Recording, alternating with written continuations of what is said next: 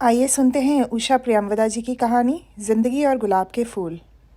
सुबोध काफ़ी शाम को घर लौटा। दरवाज़ा खुला था। बरामदे में हल्की रोशनी थी और चौके में आग की लपटों का प्रकाश था। अपने कमरे में घुसते ही उसे वो खाली खाली सा लगा। दूसरे क्षण ही वो जान गया कि कमरे का कालीन निकाल दिया गया है और किनारे रखी हुई मेज़ भी नहीं है। मेज़ पर कागज़ का फूलों का जो गुलदस्ता रहता था वो कुछ ऐसे कोण से खिड़की पर रखा था कि लगता था जैसे मेज़ हटाते वक्त उसे वहाँ वैसे ही रख दिया गया हो। उसने बहुत कोमलता से गुलदान उठा लिया। कागज़ के फूल थे तो क्या, गुलदान तो बहुत बढ़िया कट ग्लास का था। पहले कभी कभी शोभा अपने बाग के गुलाब लगा जाती थी, पर अब तो इधर कई महीनों से यही बदरंग फूल थे और शायद यही रहेंगे। सुबोध ने फिर खिड़की का गुलदान रखते हुए सोचा, हाँ यही रहेंगे, क्योंकि शोभा की सगाई हो गई थी और उसका भावी पति किसी अच्छी नौकरी पर था। सुबोध ने कोट उतारकर खूंटी पर टांग दिया। आखिर कब तक शोभा के पिता उसके लिए अपनी लड़की कुंवारी बिठाए रखते। सुबोध खिड़की के पार देख रहा था। धूल भरी सांझ, थके चेहरे, बुझे हुए मन। फिर वो माँ के पास आया। उसकी माँ चौके में चूल्हे के पास बैठी थी। वो वहीं पीढ़े पर बैठ गया। कुछ देर कोई नहीं बोला। माँ ने दो एक बार उसे देखा ज़रूर, पर कुछ कहा नहीं। पत्थर की मूर्ति की तरह बैठी रही, ऐसी मूर्ति जिसकी केवल आंखें जीवित थीं। एकाएक सुबोध पूछ बैठा, अम्मा, मेरे कमरे का कालीन कहाँ गया? धूप में डाला था क्या? बाएं हाथ से धोती का पल्ला सिर पर खींचती हुई माँ बोली, वृंदा अपने कमरे में ले गई है। उसकी कुछ सहेलियाँ आज खाने पर आएंगी। सुबोध को अपने पर आश्चर्य हुआ कि वो इतनी सी बात पहले ही क्यों न समझ गया।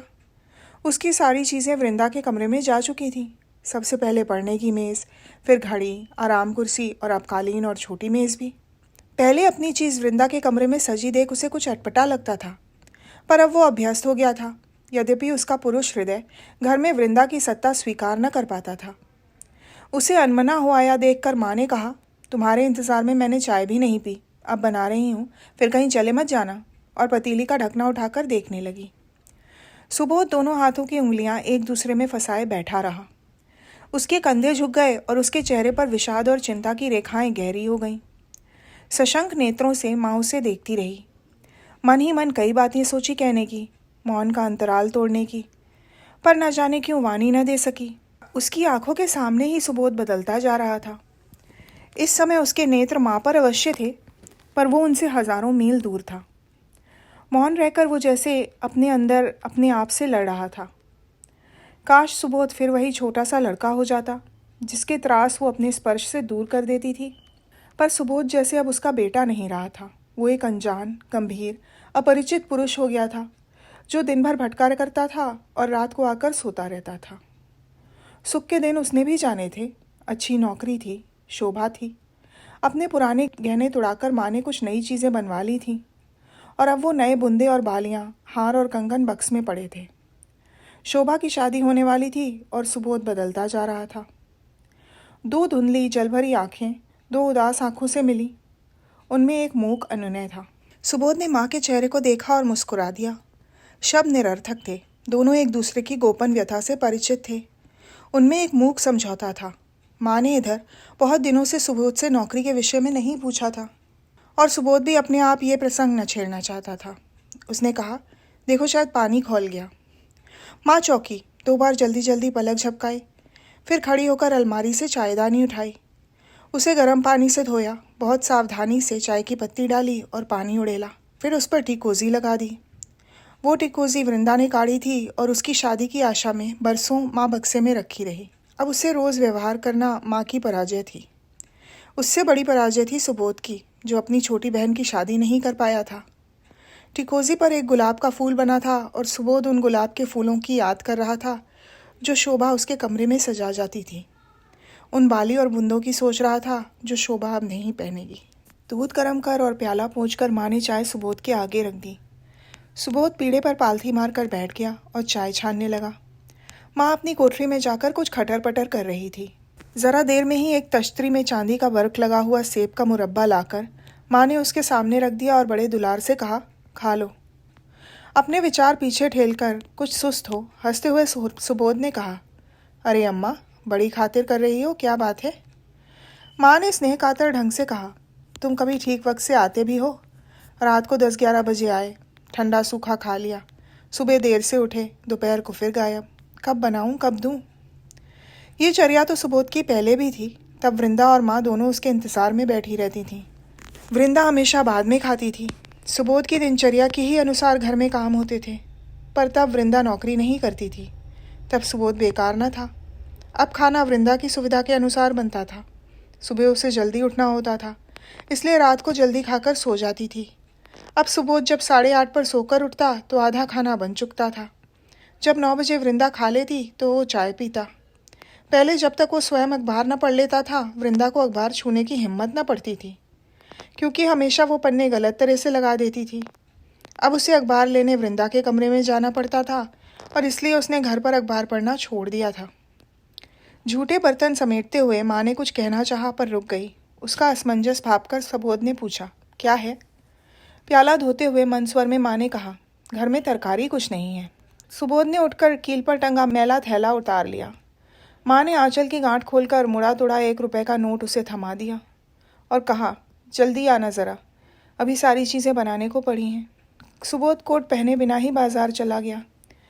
ये पतलून वो काफ़ी दिनों से पहन रहा था। कमीज़ के फटे हुए कफ और कॉलर काफ़ी गंदे थे, पर उसने परवाह नहीं की। पर दोनों हाथ से थैले का मुंह पकड़कर उसमें गंदी तराजू से मिट्टी लगे आलू डलवाते हुए सुबोध को एक झटका सा लगा। उसके पास ही किसी का पहाड़ी नौकर भाव पूछ रहा था। उसके चीकट बालों से माथे पर तेल बह रहा था, मुंह से बीड़ी का कड़वा धुआं निकल रहा था। वो भी थैला लिए था और तरकारी लेने आया था। सुबोध अचानक ही सोच उठा कि वो कहाँ से कहाँ आ पहुँचा है। अपने अफसर की अपमानजनक बातें सुनकर तो उसने अपने आत्मसम्मान की रक्षा के लिए इस्तीफा दे दिया था, लेकिन अब कहाँ है वो आत्मसम्मान? छोटी बहन पर भार बनकर पड़ा हुआ है। उसे देखकर माँ मन ही मन घुलती रहती है। जिंदगी ने उसे भी गुलाब के फूल दिए थे, लेकिन उसने स्वयं ही उन्हें ठुकरा दिया। और अब शोभा भी। हाथ झाड़कर सुबोध ने पैसे दिए और चल पड़ा। इस सब के बावजूद उसके अंदर एक तुष्टि का हल्का सा आलोक था कि इस्तीफा देकर उसने ठीक ही किया। उसके जैसा स्वाभिमानी व्यक्ति अपमान का कड़वा घूंट कैसे पी लेता? स्वाभिमान? सुबोध के होंठ एक कड़वी मुस्कान से खिंच उठे। वारे स्वाभिमानी, उसने अपने आप से कहा। उसे वो सब बातें स्पष्ट होकर फिर याद आ गईं, वही बातें जो रह रहकर टीस उठती थीं। सुबोध स्मृति का एल्बम खोलने लगा। हर चित्र स्पष्ट था। नौकरी छोड़कर वो कुछ महीने घर नहीं लौटा, वहीं दूसरी नौकरी खोजता रहा और जब लौटा तो उसने घर का चित्र ही बदला हुआ पाया। उसकी अनुपस्थिति में वृंदा ने उसकी मेज़ ले ली थी और उसके लौटने पर वृंदा ने अवज्ञा से कहा था, दादा आप क्या करेंगे मेज़ का? मुझे काम पड़ेगा। सुबोध कुछ तीखी सी बात कहते कहते रुक गया। कई साल में घिसट घिसट कर BA LT कर लेने और मास्टरनी बन जाने से ही जैसे वृंदा का मेज़ पर हक हो गया हो। कोई अध्यापिका होने से क्या पुस्तकों का प्रेमी हो जाता है? सुबोध के उस मेज़ पर अब जूड़े के कांटे, नेल पॉलिश की शीशी और गर्द भरी किताबें पड़ी रहती थीं। और फिर कुछ दिनों बाद माँ ने कहा, वृंदा को रोज़ स्कूल जाने में देर हो जाती है, अपनी अलार्म घड़ी दे दो सुबोध। सुबोध ने कठोर होकर कहा था, नई घड़ी खरीद क्यों नहीं लेती? उसे कमी है। माँ ने आहत और भर्त्सनापूर्ण दृष्टि से उसे देखकर कहा, उसके पास बचता ही क्या है? तुम खर्च करते होते तो जानते। नहीं, मुझे क्या पता, हमेशा से तो वृंदा ही घर का खर्च चलाती आई है। मैं तो बेकार हूँ, निठल्ला। और झुंझलाकर सुबोध ने घड़ी उसे दे दी। सबसे अधिक आश्चर्य तो उसे वृंदा पर था। अक्सर वो सोचता था कि ये वही वृंदा है जो उसके आगे पीछे घूमा करती थी, उसके सारे काम दौड़ दौड़ कर किया करती थी। जब भी उसने चाय मांगी, वृंदा ने चाय दी। और अब एक रात ज़रा देर से आने पर उसने सुना, वृंदा बगड़कर माँ से कह रही थी, काम ना धंधा, तब भी दादा से ये नहीं होता कि ठीक वक्त पर खाना खा लें। तुम कब तक जाड़े में बैठोगी माँ? उठकर रख दो, अपने आप खा लेंगे। उसके बाद सुबोध रात को चुपचाप आता, ठंडा खाना खाकर अपने कमरे में लेट जाता। सुबह जग जाने पर भी पड़ा रहता और वृंदा के चाय पी लेने पर ही उठकर चाय पीता। बाजार से सौदा ला देता, मैले ही कपड़े पहनकर बाहर चला जाता और जब थक जाता तो खिड़की के बाहर देखने लगता। माँ प्रतीक्षा में दरवाजे पर खड़ी थी। उनके हाथ में थैला देकर वो अपने कमरे में चला गया। कमरा उसे फिर नग्न और सूना सा लगा। जूते उतारकर वो चारपाई पर लेट गया। चारपाई बहुत ढीली थी, उसके लेटते ही दरी सुकड़ गई। तकिया नीचे खिसक आया। दरी की सिकड़ने पेट में गड़ती रहीं। सुबोध की आंखें बंद थीं, हाथ शिथिल और कान अंदर और बाहर के विभिन्न स्वर सुनते रहे। खिड़की के पास से गुजरते दो बच्चे, सड़क पर किसी राही की बेसुरी बजती बांसुरी, खटखट करते दो भारी जूते, अंदर बर्तन की हल्की खटपट, तरकारी में पानी पड़ने की छन और खींची जाती चारपाई के पायों की फर्श से रगड़। तभी बाहर का दरवाज़ा अचानक खुला और वृंदा ने कुछ तीखे स्वर में पूछा, अम्मा, दादा घर में हैं? सुबोध सुनकर भी ना उठा। माँ का उत्तर सुन वृंदा उसके कमरे के दरवाजे पर खड़ी होकर बोली, दादा, तांगे वाले को रुपया भुनाकर 12 आने दे दो। सुबोध ने चप्पलों में पैर डाले, उसके हाथ से रुपया लिया और बाहर आया। उसकी दृष्टि सामने खड़ी शोभा से मिल गई। उसके नमस्कार का संक्षिप्त उत्तर दे वो बाहर आ गया। नोट तुड़ाकर तांगे वाले को पैसे दिए और फिर अंदर नहीं गया। पड़ोस में एक परिचित के घर बैठ गया और शतरंज की बाजी देखने लगा। वहाँ बैठे बैठे जब उसने मन में अंदाज लगा लिया कि अब तक शोभा और निर्मल खाना खाकर चली गई होंगी, तो वो घर आया। सड़क पर सन्नाटा हो गया था। बत्तियों के आसपास धुंधले प्रकाश का घेरा था और पान वाला ग्राहकों की प्रतीक्षा में चुप और स्थिर बैठा था। वृंदा ने झुंझलाकर कहा, कहाँ चले गए थे दादा? शोभा और निर्मला कब से घर जाने को बैठी हैं? तुम्हें पहुँचाने जाना है। मुझे मालूम नहीं था, सुबोध ने कहा। जैसे कभी शोभा को घर नहीं पहुँचाया? वृंदा ने कहा। तब? सुबोध ने सोचा, तब शोभा की सगाई कहीं और नहीं हुई थी। तब वो बेकार न था। शोभा उससे शर्माती थी, पर उसके गुलदान में फूल लगा जाती थी। माँ नए गहने बनवा रही थी और वृंदा अपने कमरे में बैठी बैठी कुड़ती थी, क्योंकि वो बदसूरत थी और उससे कोई शादी करने को राज़ी नहीं होता था। अच्छा तो चले, सुबोध ने शोभा की ओर नहीं देखा। पर शोभा बोल पड़ी, हमें जल्दी नहीं है, आप खाना खा लीजिए। माँ ने कढ़ाई चूल्हे पर चढ़ा दी। वृंदा निर्मला को लेकर अपने कमरे में चली गई। सुबोध बैठ गया और शोभा ने उसके आगे तिपाई लाकर रख दी। फिर उसने रेशमी साड़ी का आंचल कमर में खोस लिया और थाली लगाकर उसके सामने रख दी। सुबोध नीची नज़र किए खाने लगा। चौके से बरामदे, बरामदे से चौके में बार बार जाती हुई शोभा की साड़ी का बॉर्डर उसे दिखाई देता रहा। हरी साड़ी, जोगिया बॉर्डर, जिस पर मोर और तोते खड़े हुए थे। कभी कभी एड़ियाँ भी छलक उठती, उजली चिकनी एड़ियाँ। सुबोध को लगता कि वो अतीत में पहुंच गया है और शोभा वही है, वही जिससे कभी उसकी प्यार की बातें नहीं हुई, पर जो अनायासी उससे शर्माने लगी थी। शायद उसे पता चल गया था कि उसके पिता ने सुबोध से बातचीत शुरू कर दी है और शायद अब तक शादी भी हो जाती, अगर सुबोध को कोई दूसरी नौकरी मिल जाती या अगर सुबोध पहले अच्छी नौकरी को न छोड़ता। सुबोध ने खाना बंद कर दिया। पानी पीकर हाथ धोने उठा तो शोभा झट से हाथ धुलाने लगी। उसकी आंखों में विनय भरी कातरता थी, उसके मुख पर उदासी और उसके बालों से सुबास आ रही थी। जब तांगा लेकर आया तो शोभा माँ के पास चुप खड़ी थी और उसकी माँ उसके सिर पर हाथ फेर रही थी। रास्ते भर दोनों चुप रहे। सबसे पहले निर्मला का घर आया। उसके उतर जाने पर शोभा ने आंसू भरे कंठ से कहा, आप यहाँ पीछे आ जाइए ना। वो उतर कर पीछे आ गया। तब बोली, कुछ बोलेंगे नहीं? क्या कहूँ? सुबोध ने उसकी ओर मुड़कर देखते हुए कहा। शोभा की आंखें छलक रही थीं। पोंछकर बोली, मैंने तो पिताजी से बहुत कहा, फिर आखिर मैं क्या करती? मैं तो कुछ भी नहीं कह रहा हूँ। इस बात को स्वीकार कर लो कि मैं ज़िंदगी में फेलियर हूँ, कंप्लीट फेलियर। कुछ नहीं कर सका, जैसे मेरी ज़िंदगी में अब फुल स्टॉप लग गया है। अब ऐसे ही रहूँगा। तुम्हारे फादर ने ठीक ही किया, तुम सुखी होगी। प्यार से बड़ी एक और आग होती है, भूख की, पेट की। वो आग धीरे धीरे सब कुछ लील लेती है। आप इतने बिटर क्यों हो गए हैं? ज़िंदगी ने ही मुझे बिटर बना दिया है। फिर जैसे जागकर तांगे वाले से कहा, अरे बड़े मियाँ, लौटा ले चलो, घर तो पीछे छूट गया। शोभा उतरी। कुछ क्षण अनिश्चित सी खड़ी रही। सुबोध के हाथ बढ़े, फिर पीछे लौट आए। अच्छा शोभा, नमस्ते, शोभा ने कहा और अंदर चली गई। तांगे में अकेला सुबोध सड़क पर घोड़े की एकरस टापों के शब्द को सुन रहा था। कभी कभी तांगे वाला खांस उठता और वो खांसी उसका शरीर झंझोड़ जाती। अंधेरा, खांसी और आखिरी सपने की भी मौत। सुबह उठकर सुबोध ने सबसे पहले बरामदे में बैठे धोबी को देखा। जितनी देर में उसके लिए चाय बनी, उतनी देर में उसने अपने सारे गंदे कपड़े इकट्ठे किए और उनका ढेर लगा दिया। अलमारी में सिर्फ एक साफ कमीज बची थी, पीठ पर फटी हुई। उसे ढकने के लिए सुबोध ने कोट पहन लिया। कोट को भी काफ़ी दिनों से धोबी को देने का इरादा था, परंतु अब जब तक धोबी कपड़े लाए तब तक यही सही। चाय पीकर वो बाहर चला आया। कोट की जेबों की तलाशी लेने पर उंगलियां एक कन्नी से जा टकराईं। पान वाले की दुकान पर सिगरेट खरीदा और जलाकर एक गहरा कश खींचा और दो एक जगह रुककर वापस चला। रास्ते में धोबी मिला और उसने सुबोध को दोबारा सलाम किया। कपड़े ज़रा जल्दी लाना समझे, कुछ रौब से सुबोध ने कहा। अच्छा बाबूजी। धोबी चला गया। कमरे में घुसते ही मैले कपड़ों का ढेर उसे वैसे ही दिखाई पड़ा जैसा कि वो छोड़ गया था। उसने वहीं रुककर पुकारा, अम्मा मेरे कपड़े धुलने नहीं गए?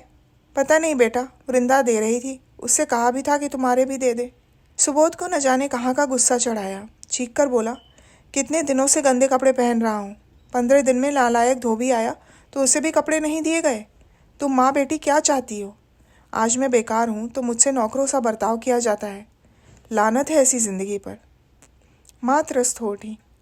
जब सुबोध का कंठ स्वर इतना ऊंचा हो गया कि बाहर तक आवाज़ आने लगी तो वो रो दी।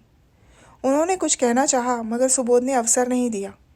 कहता गया, मुझे मुफ्त का नौकर समझ लिया है। पहले कभी तुमने मुझसे ये सब काम करवाया था?